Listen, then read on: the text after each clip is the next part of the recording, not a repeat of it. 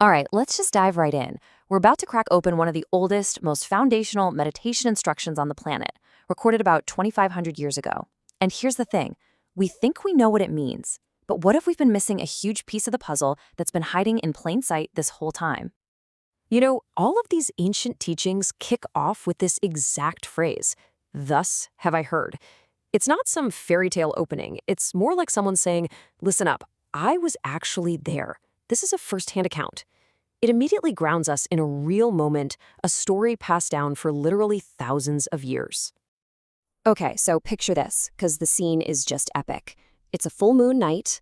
The Buddha is there with his inner circle, his most advanced students. We're talking the spiritual A-team of the era. The air is probably buzzing, and he's about to drop a teaching on breathing that people will still be trying to master 2.5 millennia later. No pressure. Now think about it. You're breathing right now. You don't have to try, it just happens. It's totally automatic.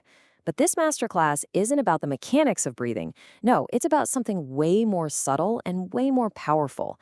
The simple, profound art of just watching it happen. So let's pull up a seat in this ancient breathing class and see exactly what the original instructions were. The practice he lays out is called Ānāpānasati. Now, in the original Pali language, Anapana is pretty simple. It just means in-breath and out-breath. But that last part, sati, well, that's the word that's going to be the star of our show today. This whole thing is a system for training the mind with the breath as your home base. First things first, we're going to look at this the way most of us would. We'll put on our modern translator hat, grab the dictionaries, and see what the standard official reading is. And here it is. This is the heart of the instruction, the core command. These few words are the engine for the entire practice. So the big question is, what do they actually mean? Well, if you plug these words into the standard dictionaries, you get a pretty direct answer. Establishing mindfulness in front of him. Seems straightforward, right? It sounds like a physical instruction telling you where to put your focus, maybe at the tip of your nose where you feel the air. And from that one line, the rest of the practice unfolds very logically. You just notice, is my breath long right now, or is it short?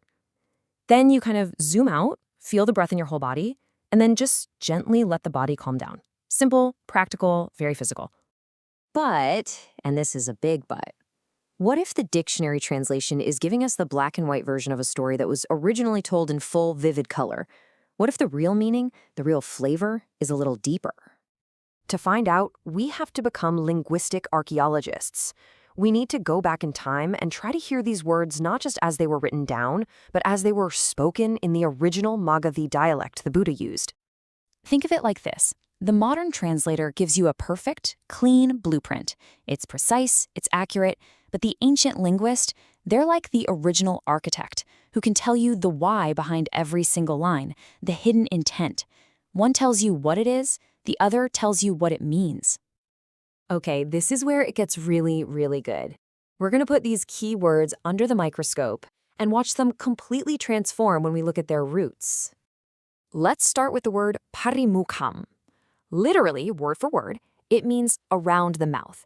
But in ancient India, the word for mouth, mukha, was also a common metaphor for being at the front or the chief of something, kind of like we say head of the class.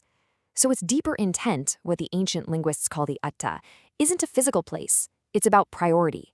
It means the main thing, the top job. So just look at that change. We go from a spatial direction in front of him to a strategic one as the top priority. That's a totally different ballgame. It's no longer about where you're looking, it's about what your primary mission is. I mean, that's already a huge shift.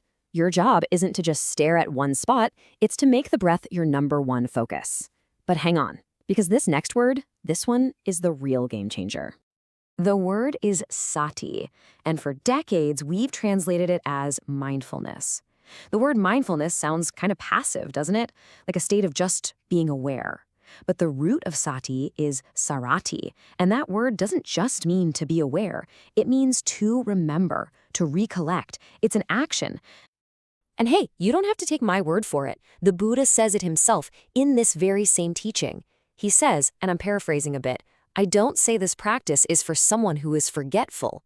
He directly links the success of the practice not to a lack of awareness, but to the problem of forgetting. And that is everything. Sati isn't some relaxed Zen state you hope to fall into. It's the action you perform over and over.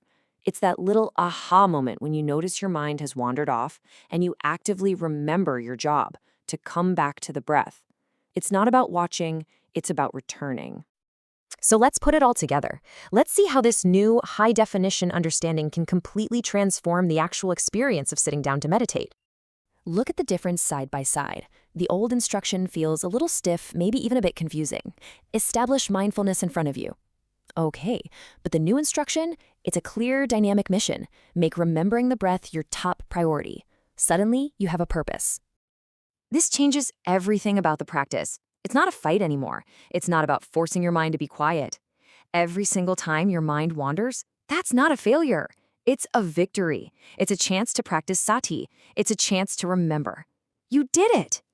The goal shifts from trying to have a blank mind to building a resilient mind, a mind that knows how to come home.